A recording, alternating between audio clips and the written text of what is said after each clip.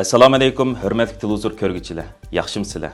Dunyo Uyg'ur qurultiyi tor televiziyasining kunlik xabarlar programmasiga xush keldinglar. Men Iftixor Abdurshid. Juma kuningizga muborak bo'lsin.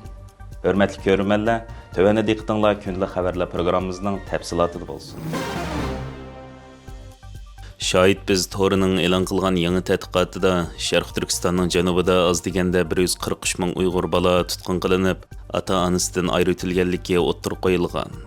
Uyg'urlarning arxiv bir sifatida tanilgan tadqiqotchi Jen Boninning Şahid biz to'ri 27 iyul e'lon qilgan yangi bir tahliliga asoslanganda Xitoyning Sharq Turkistonda yo'l qo'ygan keng ko'lamli tutqun qilish harakati sababidan Sharq Turkistonning janubidagi 4 viloyat ve oblastda az deganda 143.228 nafar Uyg'ur bola ota yoki onalardan yoki har ikkalisidan ayirib etilgan.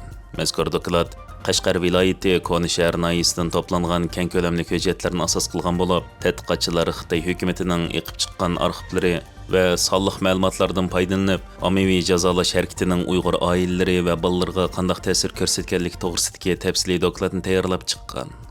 Tədqiqatçılar Qashqar viloyatining Konishahar noyisida 2017 yildan boshlab uzun muddat tutqun qilingan 21809 kishini aniqlab chiqqan. Nopus va oila munosabatlari sonliq ma'lumotlardan foydalanib, ular otasi yoki onasi va yoki har ikkisi tutqun qilingandan keyin uyda qolgan 3772 bolani xotirlagan. Tədqiqatçılar bu sonning ehtiyotkorlik bilan hisoblangan eng to'van mo'lchar ekanligini bildirib, taxmi ko'p hujjatlarning o'tirg'i chiqishiga ergishib, taxmi ko'p ahvollarning oshkorlanishi mumkinligini eskartgan. Tahlil natijasida oilalarda ko'pincha ahvollarda bir necha bolaning borligi, ota-onasi tutqun qilingan 700 dan ortiq oilada 3 yoki undan ko'p bolaning ota-onasidan ayrilib qolganligi va nurg'un bolalarning yotoq maktablarga o'rinlashtirilganligi yoki tuqqanlarining qo'lda qolganligi. Bir nahiyaning o'zida minglagan bolalar ota-onasidan ayrilib qolganligi aniqlab chiqilgan. Mazkur tadqiqot yana ta'sirga uchragan oilalardagi takrorlangan tutqun qilish andisini o'ttirib qo'yib, ko'p qism ahvollarda dadalar avval tutqun qilingan va ularning ko'pinchisiga 2017 yili uzun muddatli qamoq jazosi berilgan. Onalar bo'lsa 2018 yili jazo lagerlariga avatilgan. Bu xil tartib bo'yicha tutqun qilish vaqtini aniq belgilikli bo'lgan butun hujjatlashtirilgan ahvollarning taxminan 56%ni egallagan bo'lib, bu bayqashlar tutqun qilish harakatining doim har ikki ota-onani uydan ayirib etib, bolalarni asosliq boqqusidan mahrum qoldirganligini ko'rsatib berdi ekan.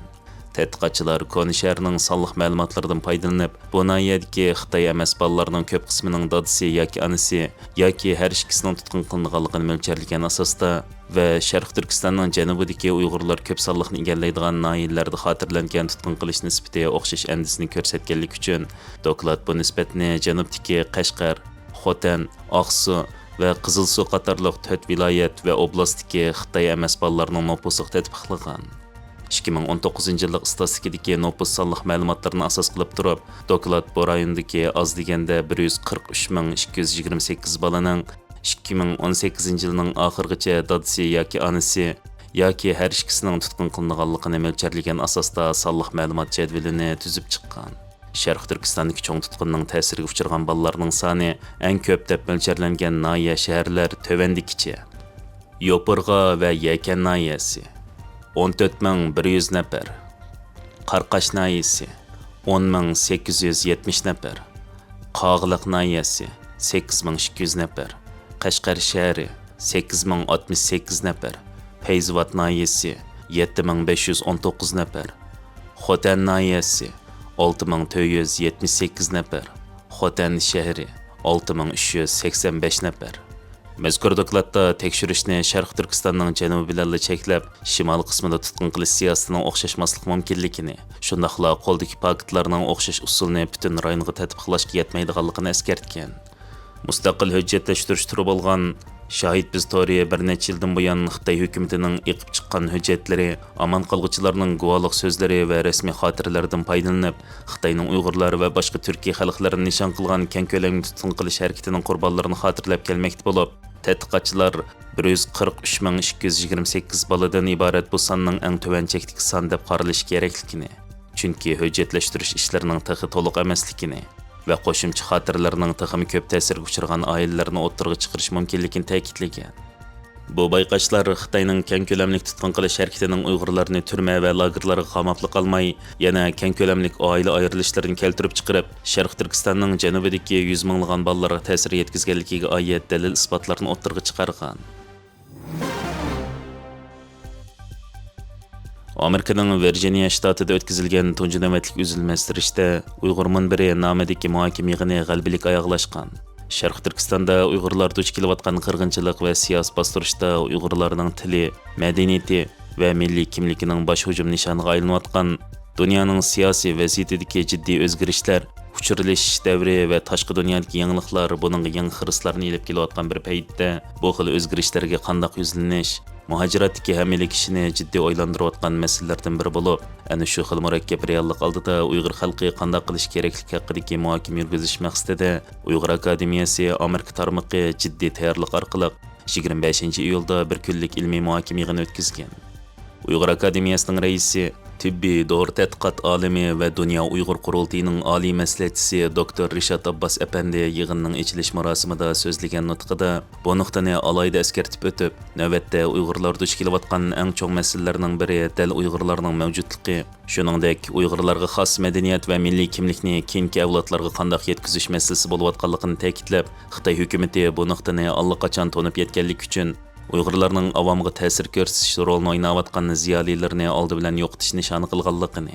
Shu sababdan Sharq Turkistondagi qirg'inchilikda ana shu ziyolilar oldi bilan qurbonlikning nishoniga aylanib qolganligini.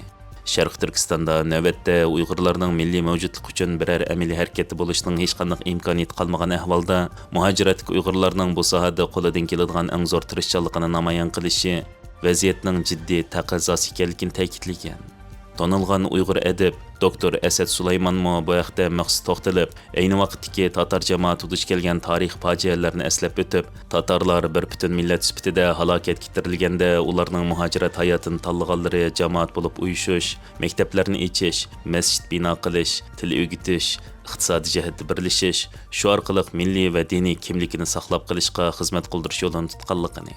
Ularning Yevropa va Yaponiyaga chiqib ketgan ziyolilari o'z xalqining kelgusi uchun qo'lidan kelgan hamma tirishchanlikni vujudga chiqarganligini, Uyg'urlarning ayni vaqtdagi ziyolilaridan Abdulaziz Chingizxon, Polat Qodiri, Mamtili Tavfiq, Abduxoliq Uyg'urga o'xshagan ziyolilarimo xuddi mush tariqada o'zlarining borliqini o'z xalqining kelgusiga atay olganligini misol qilib, navbatda Uyg'ur ziyolilarining ovozi o'chirilgan bir sharoitda muhojiratdagi Uyg'ur ziyolilari bu jihatda avangard rolini o'ynashining taxim zarur ekanligini ta'kidlagan.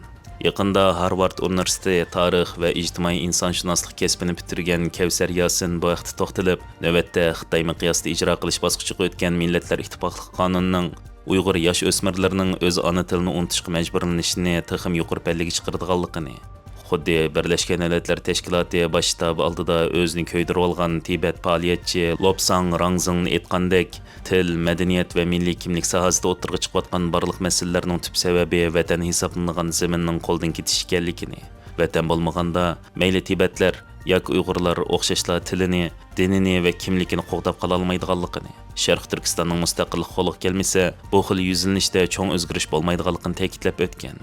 Jamiyat 4 qismga bo'lingan bu munbarda zamonaviy texnologiya, fursatlar, tahdidlar va Uyg'urlarning istiqboli haqida atrofli muhokama olib berilib, yuqori saviyada o'tkazilgan bu yig'in muvaffaqiyatli oxirlashgan. Xitoy atalmış Millatlar Ittifoqligini ilgari surish qonunini yo'l qo'ygandan keyin O'rta Osiyodagi Uyg'ur va qozoq muhojirati besimga duch kelgan. Erkin Yevropa radiosining xabar qilishicha, Xitoy atalmış Millatlar Ittifoqligini ilgari surish qonunini yo'l qo'ygandan keyin O'rta Osiyodagi Uyg'ur va qozoq muhojirati besimga duch kelgan.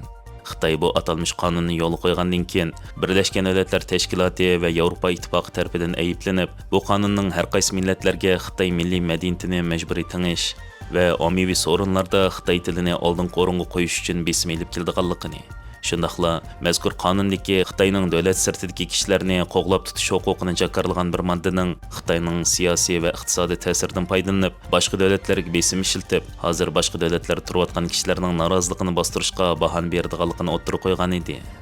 Bu haqda Erkin Yevropa radiosi xabarida Xitoyning Sharq Turkistonda Uyg'urlarni nishon qilgan jazo lagerlari haqida to'xtalib, buning Shi Jinping boshlagan atalmış zo'ravonlik va terrorlikqa qarshi turish qattiq zarba berish harakatining bir qismi ekanligi, 1 milyondan artıq Uyg'urning lagerlarda xohlagancha tutib turilganligini o'ttirib qo'yib, Birlashgan Millatlar Tashkilotining 2026-yili 4-oyda bu qonun to'g'risidagi alayda dokladida bu atalmish qonunning har qaysi millatlarning haq-huquqiga ziyon yetkazish xavfi borligi xulosalanganligi ta'kidlangan.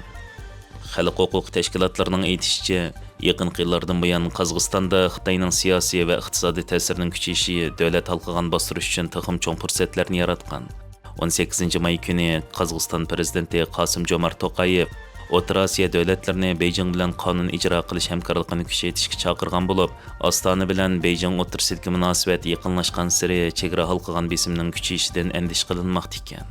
Bu haqda Dünya Uyg'ur qurultiyining muavin raisi Zumrat Erkinning aytishicha, bu eng yangi bostirish bosqichi Xitoyning dunyo sahnasida jazosiz qilishga qarta ishonchining ishib berayotganligini namoyon qilganligini. Chunki o'tgan 10 yilda xalqaro jamiyatning Uyg'ur masalasiga tutgan pozitsiyasi va Xitoyning qilmishlarining jazosiz qilishining uning jasorat berganligini ta'kidlagan. Hörmətli görürmənlər, yuqorida diqqətinizə günlük xəbərlər proqramımızın təfsilatını sundum. Keng qitimliq sanımızgacha ko'rishgich aman bo'lgaysizlar. Stansiyamizning YouTube kanaliga a'zo bo'lishni unutmang. Xayr xo'sh.